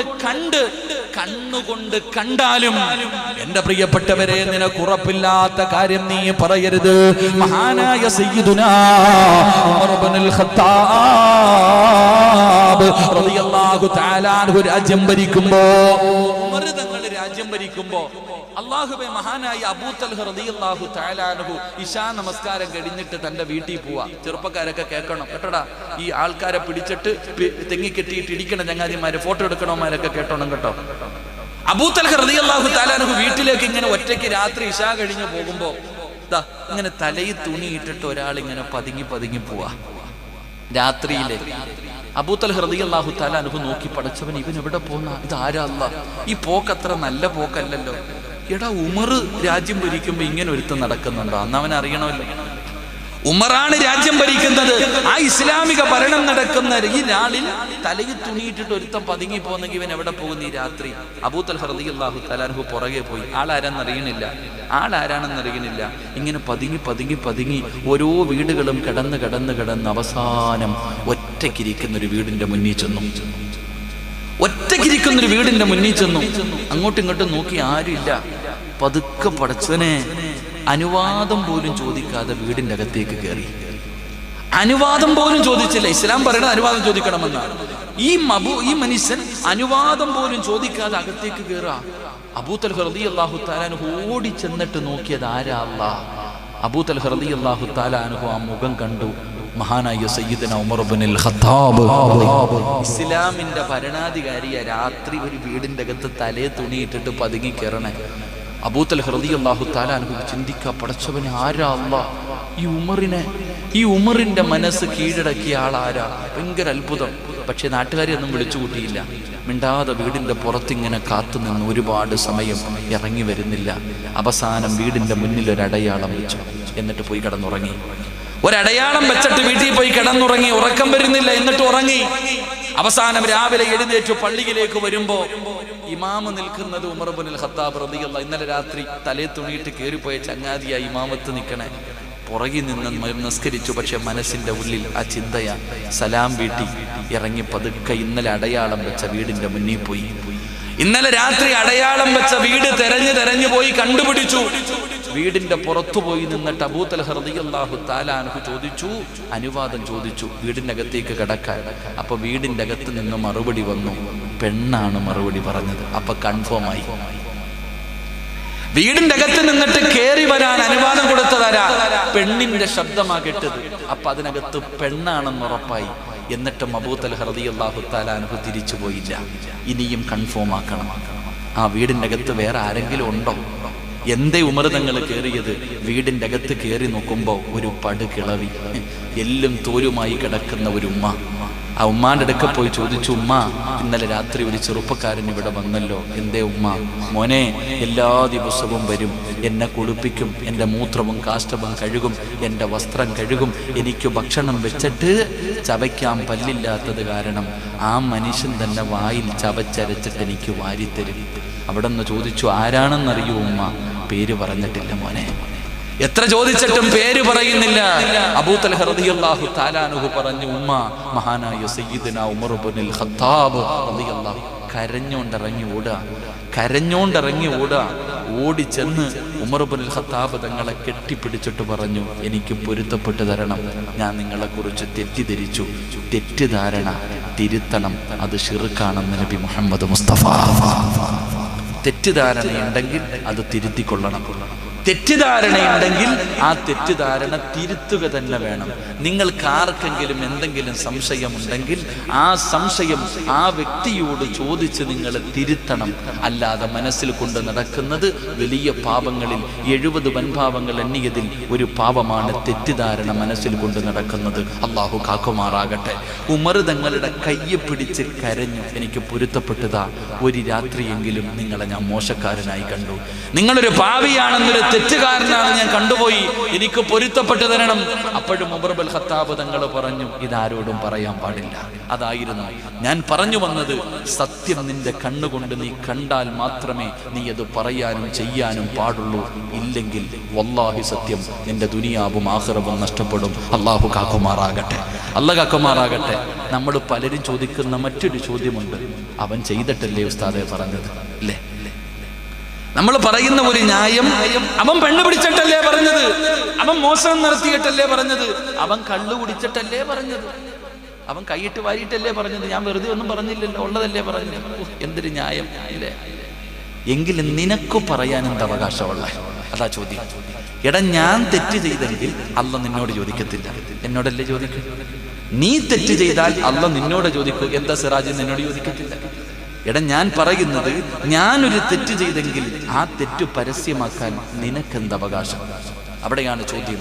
വളരെ ഗൗരവത്തോടുകൂടി കാണേണ്ട ഒരു കാര്യം കൂടെ ഞാൻ ഓർമ്മപ്പെടുത്താം. എൻ്റെ പ്രിയമുള്ള സഹോദരങ്ങളെ, അവൻ തെറ്റ് ചെയ്തെങ്കിൽ അവൻ അള്ളാഹുവിന്റെ മുന്നിൽ തൗബ ചെയ്തിട്ടുണ്ടാകാം. ഞാൻ എന്തെങ്കിലും ഒരു തെറ്റ് ചെയ്തിട്ടുണ്ടെങ്കിൽ, ഇപ്പൊ ഉദാഹരണം പറഞ്ഞാൽ, ഞാൻ ഈ നാട്ടിൽ വന്നൊരു മോഷണം നടത്തി എന്ന് സങ്കല്പിക്കാം. അള്ളാഹു കാക്കുമാറാകട്ടെ. ആമീൻ പറ. പ്രഭാഷണം ലൈവ് ഉണ്ടോ? ഉണ്ടോ? എവിടെന്നാ കട്ടിങ് വരുന്നെന്ന് എനിക്കറിയത്തില്ല. ചിലപ്പോൾ ഇത്രേ കാണത്തുള്ളൂ, ഞാൻ മോഷണം നടത്തി, ഇത്രേ കാണും. ചിലപ്പോൾ ഞാൻ നാളെ എന്തായിരിക്കും, ഇതിനെങ്ങനെ കാണത്തുള്ളൂ, സിറാജ് ഉസ്താദ് മോഷണം നടത്തി, ഞാൻ തന്നെ പറയല്ലേ മോഷണം നടത്തിയെന്ന്. ബാക്കി മുമ്പും ശേഷമൊന്നും ആർക്കും കേൾക്കണ്ട, അത് അള്ളാഹുവിന് മാത്രം അറിഞ്ഞാൽ മതി. അള്ളാഹു കാക്കുമാറാകട്ടെ. അള്ളാഹ് കാക്കുമാറാകട്ടെ. നമുക്ക് പിന്നെ ഇതൊക്കെ ശീലമല്ലേ. അപ്പം നമ്മൾ പഴത്തിറങ്ങിയെന്ന് പറഞ്ഞാൽ എങ്ങനെയെങ്കിലും സ്വർഗത്തിൽ പോകാൻ വേണ്ടിയേ ഞാൻ ജീവിക്കണം. കുറച്ച് പേര് പറയുന്നു എൻ്റെത് കൂടെ തരാമെന്ന്. ഞാൻ എന്തിനാ വേണ്ടാന്ന് പറയണേ? 2 കൈയും നീട്ടി സ്വീകരിക്കും. അള്ളാഹു അവർക്ക് ആഫിയത്തും ദീർഘായുസ്സും കൊടുക്കുമാറാകട്ടെ. അത് നോ പ്രോബ്ലം, അത് വിഷയമൊന്നുമല്ല, അത് വിട്ടാരെ. ഞാൻ പറഞ്ഞത്, ഞാൻ ഈ നാട്ടിൽ വന്നൊരു തെറ്റ് ചെയ്തു, നിങ്ങളെല്ലാവരും അറിഞ്ഞു. ഞാൻ പോയി, അൽഹംദുലില്ലാഹ്. ഞാൻ വീട്ടിൽ പോയപ്പോൾ ഞാൻ ചിന്തിച്ചു, അല്ലാ, ഞാൻ ചെയ്തത് ശരിയായില്ല, അല്ലാ എനിക്ക് നീ പൊരുത്തപ്പെട്ട് തരണം, പുറത്തു തരണം. ഞാൻ അള്ളാഹയോട് തൗബ ചെയ്ത് പശ്ചാത്തപിച്ചു മടങ്ങി. പിന്നെ ഇവിടെ വന്നപ്പോൾ ഈ മദ്രസയുടെ മുമ്പിൽ നിന്നിട്ട് 3-4 ചങ്ങാതിമാര് പറയാ, കൊണ്ടടാ, പണ്ട് മോഷണം നടത്തിയവനാ, കഴിഞ്ഞ വർഷം ഇവിടെ വന്ന് മോട്ടിച്ചിട്ട് നാട്ടുകാർ തെങ്ങി കെട്ടിയിട്ടവൻ അതോ വരുന്നു, എന്നെ കളിയാക്കുക. ഞാൻ ചെയ്തല്ലേ പറഞ്ഞത്? ഞാൻ ചെയ്തല്ലേ പറഞ്ഞത്? ചെയ്യാത്തത് പറഞ്ഞോ? ഇല്ല. പക്ഷേ നീ മനസ്സിലാക്കിക്കോ, അനസ് ബിൻ മാലിക് റളിയല്ലാഹു തആല അൻഹു റിപ്പോർട്ട് ചെയ്യുന്ന ഹദീസ്, ഞാൻ ചെയ്ത തെറ്റിന്റെ പേരിൽ, പശ്ചാത്തപിച്ചു മടങ്ങിയ തെറ്റിന്റെ പേരിൽ നിങ്ങൾ ആരെങ്കിലും എന്നെ കളിയാക്കിയ, മരിക്കുന്നതിന് മുമ്പ് നിന്നെയും നാട്ടുകാർ തെങ്ങി കെട്ടിയിട്ട് തല്ലും. അത് അനുഭവിച്ചിട്ട് നീ മരിക്കൂ. അല്ലാഹു കാക്കുമാറാകട്ടെ. വളരെ ഗൗരവത്തോടുകൂടി അനസ് ബിൻ മാലിക് റളിയല്ലാഹു തആല അൻഹു പറയുന്നുണ്ട്, നീയും അത് അനുഭവിക്കും, നീയും അതനുഭവിക്കും. അനുഭവിച്ചിട്ട് നീ മരിക്കൂ, വെറുതെ ഒന്നും പോകില്ല. നീ അതെന്ത് ചെയ്താലും, കാരണം അതാണ് ഒരു മനുഷ്യന്റെ ഇസ്സത്തിന് അല്ലാഹു കൊടുത്തിരിക്കുന്ന ബലം. ഈ ഇരിക്കട ഉസ്താദന്മാരോട് ചോദിച്ച ഒരു മഹാന്റെ ചരിത്രം പറയും, പേര് ഞാൻ മറന്നുപോയി. ഒരു മഹാന്റെ ചരിത്രം കാണാൻ, വലിയ പണ്ഡിതനാ, വലിയ സമ്പത്തുണ്ടായിരുന്നു. പക്ഷേ മരിക്കുന്ന സമയം ഇട്ടിരിക്കാനുള്ള വസ്ത്രം പോലും വളരെ മിസ്കീനായി. ദരിദ്രമെന്ന് പറഞ്ഞാൽ, ദാരിദ്ര്യമെന്ന് പറഞ്ഞാൽ ഏറ്റവും അടിത്തട്ടിൽ ഒന്നുമില്ലാത്ത ആളായി പോയി. അപ്പൊ തന്നെ ശിഷ്യന്മാര് ചോദിച്ചു, ഉസ്താദെ, നിങ്ങൾ ഇത്രയും വലിയ ദരിദ്രനാകാൻ കാരണം എന്താ? അള്ളാഹ് ഒരുപാട് സമ്പത്ത് തന്നിട്ടുണ്ടായിരുന്ന ആളല്ലേ, എന്തേ നിങ്ങൾ ഇങ്ങനെ ആയിപ്പോയെ? ആ മഹാൻ പറഞ്ഞ മറുപടി എന്തെന്നറിയുമോ? 40 കൊല്ലം മുമ്പ് ഒരു മനുഷ്യൻ എൻ്റെ മുന്നിൽ കൈനീട്ടാൻ വന്നു. ഒരു മനുഷ്യൻ, ഒരു പാവപ്പെട്ടവൻ 40 വർഷം മുമ്പ് എൻ്റെ മുന്നിൽ വന്ന് കൈ നീട്ടിയപ്പോ കളിയാക്കുന്ന രീതിയിൽ, എടാ ഫക്കീറേ എന്നൊന്ന് വിളിച്ചു. ഞാൻ അത്രേ ഉള്ളൂ. എടാ ഫക്കീറേ എന്ന് പറഞ്ഞ് കളിയാക്കുന്ന രീതിയിൽ ഞാനൊന്ന് വിളിച്ചു. പക്ഷെ ആ വിളി ആ മനുഷ്യന്റെ മനസ്സിനെ വേദനിപ്പിച്ചു. 40 കൊല്ലം കഴിഞ്ഞപ്പോൾ എന്നെ അള്ളാഹ് അങ്ങനെ ആക്കി കാണിച്ചു തന്നു. അള്ളാഹു കാക്കുമാറാകട്ടെ. അള്ളാഹ് കാക്കുമാറാകട്ടെ. അതുകൊണ്ട് എൻ്റെ പൊന്നാര സഹോദരങ്ങളെ, ഒരാളെ കുറിച്ചും ഒന്നും പറയരുത്, ഒരാളെ കുറിച്ചും പറയരുത്. അങ്ങനെ എന്തെങ്കിലും പറഞ്ഞു പോയിട്ടുണ്ടെങ്കിൽ, ജീവിച്ചിരിപ്പുണ്ടെങ്കിൽ പോയി പൊരുത്തം ചോദിക്കും. ജീവിച്ചിരിക്കുന്നുണ്ടെങ്കിൽ നീ പോയി പൊരുത്തം ചോദിക്ക്. ഇനി മരിച്ചുപോയോ, ആ മനുഷ്യന് വേണ്ടി നീ സദക്ക കൊടുത്തിട്ട് ദുആ ചെയ്യ്. ആ മരിച്ചുപോയ മനുഷ്യൻ നീ നാണം കെടുത്തിയ, നീ ഒരുപാട് വേദനിപ്പിച്ച മനുഷ്യന് നീ കാണുന്ന കുക്കാജ പള്ളിയുടെ ഖബർസ്ഥാനിലുണ്ട്. അല്ലാഹുവേ, ഈ പ്രദേശത്ത് അതാ പല പല സ്ഥലങ്ങളിൽ നിന്ന് വന്നവരുണ്ടല്ലോ. നീ ഏതെങ്കിലും ഒരു മനുഷ്യന്റെ മനസ്സ് വേദനിപ്പിച്ചിട്ടുണ്ടോ? ആരെയെങ്കിലും കുറിച്ച് നീ അപവാദങ്ങൾ പറഞ്ഞിട്ടുണ്ടോ? ആ പള്ളിക്കാട്ടിൽ കിടക്കുന്ന മനുഷ്യനല്ലാ, ഒരു സദഖ കൊടുത്തിട്ട് പറ അല്ലാ, ആ മനുഷ്യനെ ഒരുപാട് ഞാൻ വേദനിപ്പിച്ചിട്ടുണ്ട്. ഈ സദഖയുടെ ബറക്കത്ത് കൊണ്ട് ആ മനുഷ്യനെ നീ രക്ഷപ്പെടുത്തണേ അല്ലാ. അതുകൊണ്ട് എന്റെ പ്രിയപ്പെട്ടവരോട് പറയുകയാ, ഒരാളെ കുറിച്ചും നിങ്ങളൊന്നും പറയരുത്, അറിയാത്തത് പറയരുത്, കാണാത്തത് പറയരുത്. ഒരാളെയും നിങ്ങൾ നാണം കെടുത്തരുത്, ഒരാളുടെ ജീവിതവും നിങ്ങൾ തകർക്കരുത്. അങ്ങനെ തകർത്താ നാളെ തകരുന്നത് നിന്റെ ജീവിതമാ, നിന്റെ ദുനിയാവും ആഖിറവും നഷ്ടപ്പെട്ടു പോകും ചെറുപ്പക്കാരാ. നിന്റെ സർവ്വാമലുകളും കരിഞ്ഞു പോകുമടാ. എടാ, വിറക് തീ വിറക് തിന്നുന്നത് പോലെ നിന്റെ നിസ്കാരവും നിന്റെ നോമ്പും നിന്റെ സദഖയും നിന്റെ ഖുർആനും നിന്റെ ദിക്റും നിന്റെ വഅലും എല്ലാം പടച്ചവനെ തിന്നു തീർക്കുകയാണ്. അതുകൊണ്ട് ചെറിയ പാപമായി കരുതരുത്. എടാ, തൗബ ചെയ്യാൻ പടച്ചവനെ അങ്ങനെ ജീവിതത്തിൽ പറഞ്ഞു പോയിട്ടുണ്ടെങ്കിൽ ഇന്നീ സദസ്സിൽ നിന്നുകൊണ്ട് കരഞ്ഞു ദുആ ചെയ്യാതെ ഒരാളും ഇന്നിവിടെ നിന്ന് പിരിയരുത്. അതുകൊണ്ട് എന്റെ പ്രിയപ്പെട്ടവരോട് പറയുകയാ, ഈ ദുനിയാവ് ചെറുതാണ് മോനെ, ഒന്ന് തൗബ ചെയ്യാൻ പോലും സമയം കിട്ടണമെന്നില്ല. എപ്പോഴെവിടെ വെച്ചാണ് മരണം കടന്നു വരുന്നതെന്ന് പറയാ കഴിയില്ലല്ലോ. എപ്പോഴേത് സമയത്താണ് മരണം വരുന്നതെന്ന് പറയാ കഴിയില്ലല്ലോ. അല്ലാഹുവേ, അസ്റായിലിനെ എന്തായാലും ഒരു ദിവസം നീ കണ്ടുമുട്ടുമല്ലോ. എടാ ചെറുപ്പക്കാരാ, കൂടെ കിടന്ന ഭാര്യയോട് ഒന്ന് പൊരുത്തം ചോദിക്കാൻ കഴിയാതെ പള്ളിപ്പറമ്പിൽ 6 അടി മണ്ണിനകത്ത് പോയി എത്രയോ പേരുണ്ട് ചെറുപ്പക്കാരാ. അല്ലാ, ഇതുപോലെ മരണപ്പെട്ടു പോയി എത്രയോ പേര്. അതുകൊണ്ടാണ് അവിടെ നിന്ന് പറഞ്ഞത്, തൗബ ചെയ്യുന്നത് പിന്തിപ്പിക്കാൻ പാടില്ല. കാരണം എപ്പോഴെവിടെ വെച്ചാണ് മരണം വരുന്നതെന്ന് പറയാൻ കഴിയില്ല. നാളെ പടച്ചറബിന്റെ കോടതിയിലേക്ക് കടന്നു ചെല്ലുമ്പോ നീ പറഞ്ഞവര് മുഴുവനും പടച്ചറബിന്റെ മുന്നിൽ വന്ന് പരാതി പറഞ്ഞിട്ട് നിന്റെ അമലുകൾ മുഴുവനും അവർക്ക് പങ്കുവെച്ച് കൊടുക്കുന്ന ഒരവസ്ഥയുണ്ടായാൽ പിന്നെ എന്ത് നേടാൻ കഴിഞ്ഞു ചെറുപ്പക്കാരാ? അതുകൊണ്ട് സഹോദരങ്ങളോട് സഹോദരിമാരോട് ഒരാളെയും വേദനിപ്പിച്ചതല്ല, ഒരാളെയും കുറ്റപ്പെടുത്തിയതല്ല, അതിന്റെ ഗൗരവം മനസ്സിലാക്കാൻ പറഞ്ഞതാ. നമുക്കും ഭാര്യയുണ്ടല്ലോ, നമുക്കും മക്കളുണ്ടല്ലോ, നമുക്കും കൂടപ്പിറപ്പുണ്ടല്ലോ.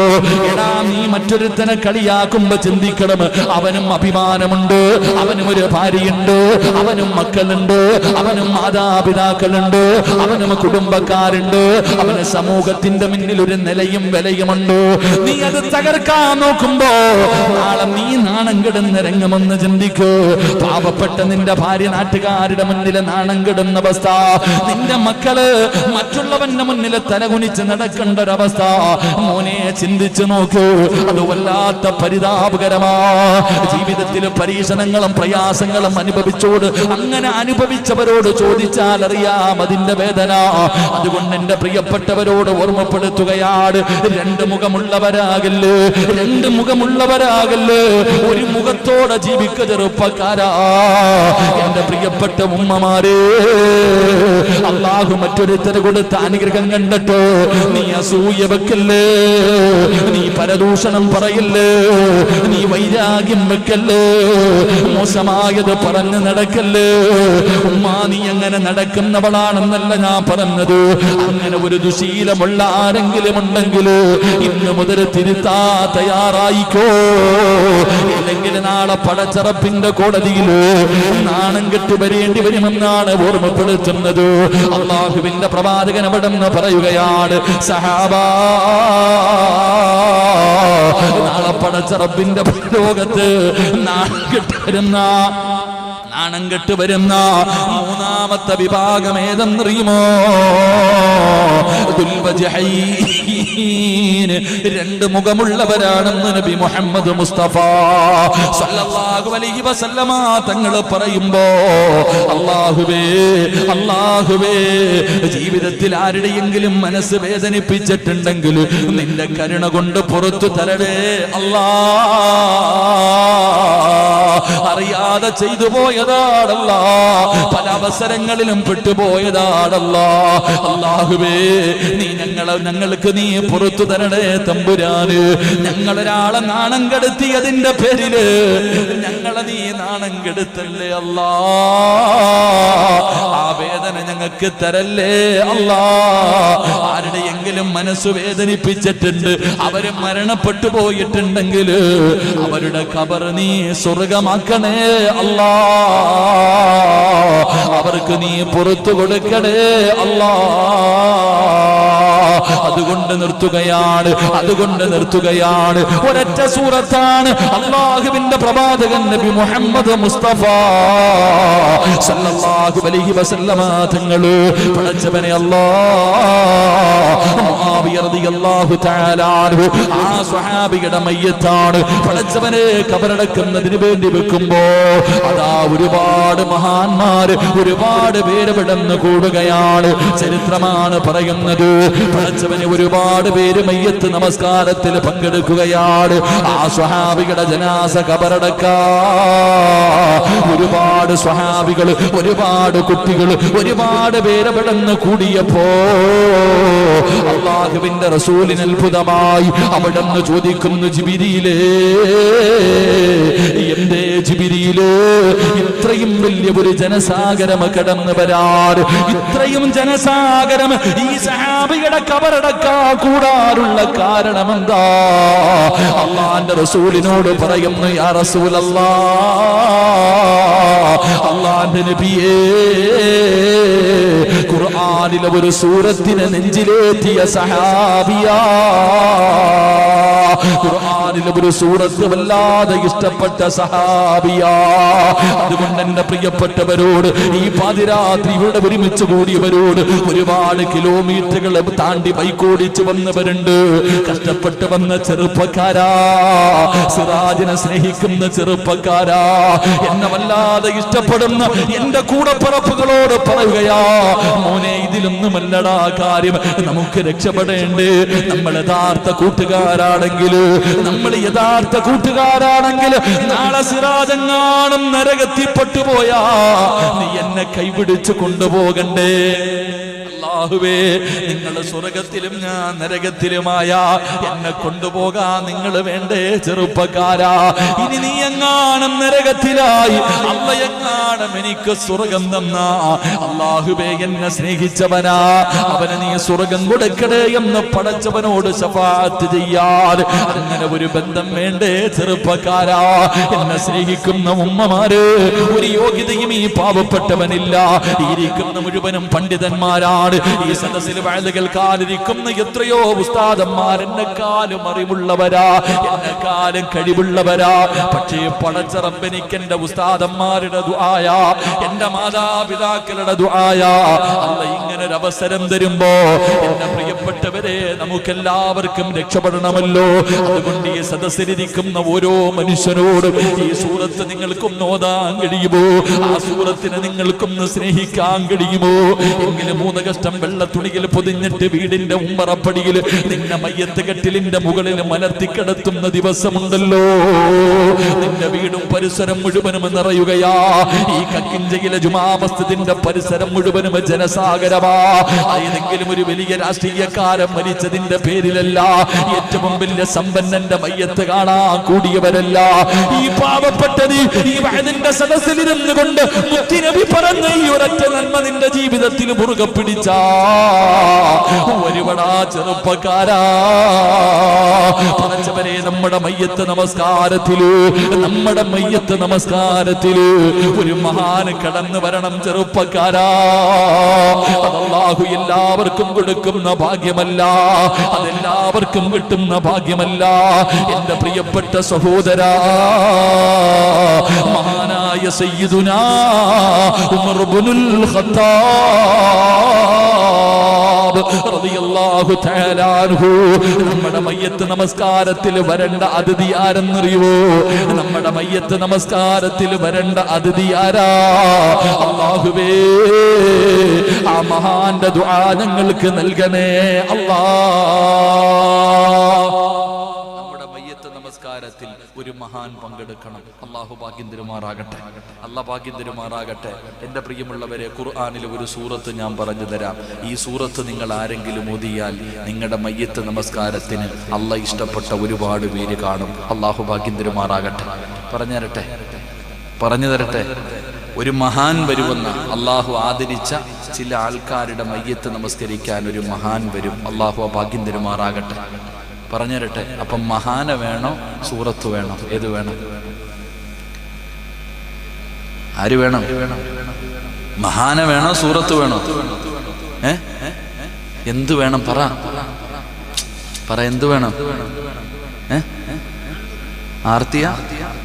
പക്ഷെ രണ്ടിൽമ പഠിച്ചിട്ട് കളഞ്ഞാൽ അതിൻ്റെ അടി കൂടെ കൂടുതൽ കൊള്ളേണ്ടി വരും. ഇനിയിപ്പോ ഈ അടുത്തെങ്ങും വഴുതില്ലല്ലോ. അടുത്ത മാസം കണ്ടല്ലേ, ഈ മാസം കണ്ടല്ലേ. അൽഹംദുലില്ലാ പറഞ്ഞിട്ട് പോകാം. അല്ലാഹു ഭാഗ്യം തരുമാറാകട്ടെ. അല്ലാഹ് ഭാഗ്യം തരുമാറാകട്ടെ. ചെയ്യാമെന്ന് നിയ്യത്ത് ചെയ്യുന്നവര് കൈബുക്ക്. ഈ സൂറത്ത് ഓതാമെന്ന് നിയ്യത്ത് ചെയ്യുന്നവര് കൈബുക്ക്. നബിദിനത്തിന് കൊടിപൊങ്ങണ പോലല്ല, ബുക്ക് നല്ലതുപോലെ പൊക്കിക്കോ. ഈ സൂറത്ത് ചെറിയൊരു സൂറത്താ. ഇത് ഓതിയ നമ്മുടെ മയ്യത്ത് നമസ്കാരത്തിൽ ഇതുപോലെ ജനങ്ങൾ കൂടും. അല്ലാഹു ഭാഗ്യം തരുമാറാകട്ടെ. വഴുത് കേൾക്കാൻ തുടങ്ങിയപ്പോൾ ഇതിനേക്കാൾ ആളുണ്ടായിരുന്നു. പക്ഷേ ഇപ്പം തീരാറായപ്പോൾ ഒരുപാട് പേര് പോയി. ഇനി ദുആ ചെയ്യുമ്പോൾ ഇതിലും പകുതി പോകും. അവസാനം അല്ലാഹ് ഇഷ്ടപ്പെട്ട ഒരു വിഭാഗം കാണും. അല്ലാഹു ആ കൂട്ടത്തിൽ നമ്മളെ പെടുത്തുമാറാകട്ടെ. അല്ലാഹ് കൂട്ടത്തിൽ നമ്മളെ പെടുത്തുമാറാകട്ടെ. എൻ്റെ പ്രിയമുള്ള സഹോദരിമാരെ, എൻ്റെ പ്രിയപ്പെട്ട സഹോദരങ്ങളോട് സഹോദരിമാരോട് ഈ പറയുന്ന ഒരു സൂറത്ത് നിങ്ങൾ പഠിച്ചു വെച്ചോ. എൻ്റെ പ്രിയമുള്ളവരെ, ആരാണ് നമ്മുടെ മയ്യത്ത് നമസ്കാരത്തിൽ വരുന്ന മഹാനാരാ? മഹാനായ സയ്യിദുനാ ഉമർ ഇബ്നുൽ ഖത്താബ് റളിയല്ലാഹു തആല അൻഹുവിന്റെ കാലഘട്ടമാണ്. ഉമർ തങ്ങളാണ് രാജ്യം ഭരിക്കുന്നത്. പടച്ചവനെ, അതാ ഒരു മനുഷ്യൻ മരണപ്പെട്ടു, ഒരു സഹാബി മരണപ്പെട്ടു. ആ മനുഷ്യന്റെ ജനാസ കബറടക്കാൻ അവിടെ നിന്ന് കഫൻ പൊതിഞ്ഞു പള്ളിയിലേക്ക് കൊണ്ടുവന്നു. മയ്യത്ത് നമസ്കരിക്കുന്നതിന് വേണ്ടി ഉമർ ഇബ്നുൽ ഖത്താബ് തങ്ങൾ മയ്യത്ത് നമസ്കാരത്തിന് വേണ്ടി കേറാൻ പോകുമ്പോ ഒരു പ്രായമുള്ള മനുഷ്യൻ വിളിച്ചു പറയുന്നു, ഉമറേ, ഞാൻ വന്നിട്ട് മയ്യത്ത് നമസ്കരിച്ചാ മതി. ഞാൻ വന്നിട്ട് മയ്യത്ത് നമസ്കരിച്ചാ മതി. ഉമർ തങ്ങളോടാണ് വിളിച്ചു പറയുന്നത്. പടച്ചവനെ, അങ്ങനെ ആ മനുഷ്യൻ വന്നു ഉളുവെടുത്തു. അങ്ങനെ ആ പ്രായമുള്ള മനുഷ്യനും മയ്യത്ത് നമസ്കാരത്തിൽ പങ്കെടുത്തു. അങ്ങനെ മയ്യത്ത് നമസ്കാരം കഴിഞ്ഞ് എല്ലാവരും പിരിയുമ്പോ ഈ മനുഷ്യൻ ആ സൈഡിൽ നിന്നുകൊണ്ട് ദുആ ചെയ്യുകയാ, അല്ലാഹുവേ, മനുഷ്യന് നീ പുറത്തു കൊടുത്തില്ലെങ്കിൽ നിന്നോടാരും ചോദിക്കാനില്ല അല്ലാ. പക്ഷേ ഈ മനുഷ്യന് നീ പുറത്തു കൊടുത്താൽ നീ കരുണയുള്ളവനാണല്ലാ. ഒരു വ്യത്യസ്തമായ ദുആയാണ് ഈ പ്രായമുള്ള മനുഷ്യൻ ദുആ ചെയ്യുകയാ. അല്ലാഹുവേ, ഈ അടിമയ്ക്ക് നീ പുറത്തു കൊടുത്തില്ല എങ്കിൽ എന്തേ പുറത്തു കൊടുക്കാത്തതെന്ന് ഒരാളും നിന്നോട് ചോദിക്കില്ല അല്ലാ. അതിനുള്ള അധികാരം ആർക്കുമില്ല അല്ലാ. പക്ഷേ ഈ മനുഷ്യനെങ്ങാനും നീ പുറത്തു കൊടുത്താ നീ ഗഫൂറാണ് റബ്ബേ, നീ റഹീമാണ് റബ്ബേ. ഇങ്ങനെ ദുആ ചെയ്യുന്നത് കണ്ടപ്പോ ഉമർ തങ്ങൾ ചോദിക്കുന്നു, നിങ്ങളാരാ? ഇങ്ങനെ നിങ്ങൾ ദുആ ചെയ്യുന്നല്ലോ, എന്നോട് വന്നിട്ട് നിസ്കരിച്ചാ മതിയെന്ന് പറഞ്ഞല്ലോ. ഈ കിടക്കുന്ന മനുഷ്യന്റെ ആരാ? നിങ്ങളുമായിട്ടുള്ള ബന്ധമെന്താ? മഹാനായ ഉമർ തങ്ങളോട് പറഞ്ഞ വാക്കെന്തെന്നറിയുമോ? ഞാൻ ആരെന്നറിയുമോ? ഞാൻ ഹിദ്ർ നബി അലൈഹിസ്സലാം. ഞാൻ ഹിദ്ർ നബിയാണ്. അല്ലാഹ് അല്ലാഹു ഇഷ്ടപ്പെട്ടവരുടെ മയ്യത്ത് നമസ്കാരത്തിൽ ഞാൻ പങ്കെടുക്കുമെന്ന് അവിടെ നിന്ന് പറഞ്ഞു കൊടുക്കുമ്പോ എന്റെ പ്രിയമുള്ളവരെ, നമ്മളും മരിക്കുമല്ലോ, നമ്മുടെ മയ്യത്തും പള്ളിയുടെ മുന്നിൽ വെക്കുമല്ലോ. അല്ലാഹു ഇഷ്ടപ്പെട്ടവരുടെ ജനാസ നമസ്കാരത്തിൽ മഹാന്മാര് പറയുന്നുണ്ടല്ലോ, വെള്ളിയാഴ്ച മഹാൻ ഹിദർ പള്ളിയിൽ വരുമെന്നാണ്. ഹിദർ നബിയാകട്ടെ വലിയാകട്ടെ ആരായാലും അല്ലാഹു ആദരിച്ച മഹാനല്ലേ. വെള്ളിയാഴ്ച ജുമഅയ്ക്ക് പള്ളിയിൽ വരുമെന്നാ, ആ മഹാന് കയ്യില് മുസാഫകത്ത് ചെയ്യുമെന്നാ. അതുകൊണ്ടാണ് റബ്ബേ ചില അടയാളങ്ങൾ പറഞ്ഞിട്ടുണ്ട്. അതാണ് വെള്ളിയാഴ്ച പള്ളിയിൽ നിന്ന് ജുമാ കഴിഞ്ഞു പോകുമ്പോ മുസാഫകത്ത് ചെയ്യുമ്പോ ഈ തള്ളവിരലിന്റെ മുകളിൽ ഇങ്ങനെ ചിലര് നെക്കി നോക്കാറുണ്ട്. അത് വെറുതെയല്ല ഉപ്പാ, നിങ്ങൾ ചിന്തിച്ചു നോക്ക്. പല പ്രായമുള്ളവരും വെള്ളിയാഴ്ച ജുമാ കഴിഞ്ഞ് ഇറങ്ങി പോകുമ്പോ പള്ളിയിൽ വന്നവരെ മുസാഫകത്ത് ചെയ്യുമ്പോ വിരലിന്റെ മുകൾ ഭാഗം തപ്പി നോക്കാറുണ്ട്. അത് വെറുതെയല്ല എന്റെ പ്രിയപ്പെട്ടവരെ. മഹാന്മാര് പറയുന്നു, ഹിദർ നബിയുടെ കൈയുടെ മുകളിൽ ഒരു എല്ലിന്റെ ഭാഗമില്ല എന്നാണ്.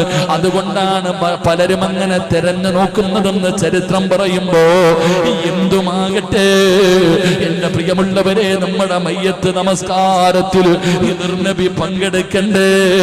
അല്ലാഹു ഇഷ്ടപ്പെട്ടവരുടെ ജനാസ നമസ്കാരത്തിൽ പങ്കെടുക്കുമെന്ന് ഉമർ തങ്ങളോടല്ലേ പറഞ്ഞു കൊടുത്തത്? അതുകൊണ്ട് എന്റെ പ്രിയമുള്ളവരോട് പറയുകയാ, നമ്മുടെ മയ്യത്ത് നമസ്കാരത്തിൽ അല്ലാഹു ആദരിച്ചവര് വരണോ, അല്ലാഹു ഇഷ്ടപ്പെട്ടവര് വരണോ. ഖുർആനിലെ ഒരു സൂറത്തിനെ നെഞ്ചിലേറ്റിക്കോ. അല്ലാഹുവേ, ഈ സൂറത്ത് മരിക്കുന്ന കാലം വരെ ഓതാൻ നീ ഭാഗ്യം തരണേ അല്ലാ. ഹിദർ നബി അലൈഹിസ്സലാമിനെ കാണാൻ അല്ലാഹു ഭാഗ്യം തരുമാറാകട്ടെ. പഴയ മഹാൽക്കാരൊക്കെ പറയാറുണ്ട്, ഇങ്ങനെ ചിലരൊക്കെ ഞാനും ശ്രദ്ധിച്ചിട്ടുണ്ട്, മുസാഫകത്ത് ചെയ്യുമ്പോൾ ഇങ്ങനെ കയ്യിൽ നെക്കി നോക്കും, ഏതോ ഒരു വിരലിന്റെ മുകളിലത്തെ എല്ലുഭാഗത്തിന്റെ അവിടെ കാണും. എൻ്റെ പ്രിയപ്പെട്ടവരങ്ങനെ നോക്കാറുണ്ട് എൻ്റെ പ്രിയപ്പെട്ട സഹോദരങ്ങൾ. അതുകൊണ്ട് എൻ്റെ പ്രിയമുള്ളവരെ, അള്ളാഹു ഇഷ്ടപ്പെട്ടവർ നമ്മുടെ മയ്യത്ത് നമസ്കാരത്തിൽ പങ്കെടുക്കണം. ഹാഫിളീങ്ങൾ, ആലിമീങ്ങൾ, സയ്യിദന്മാർ, പണ്ഡിതന്മാർ, ഹാജിയാക്കന്മാർ, അൽഹംദുലില്ലാഹ് ഒരുപാട് പേര് പങ്കെടുക്കണം. അള്ളാഹു അങ്ങനെയുള്ള മരണം നൽകുമാറാകട്ടെ. അള്ളാഹു അങ്ങനെയുള്ള മരണം നൽകുമാറാകട്ടെ.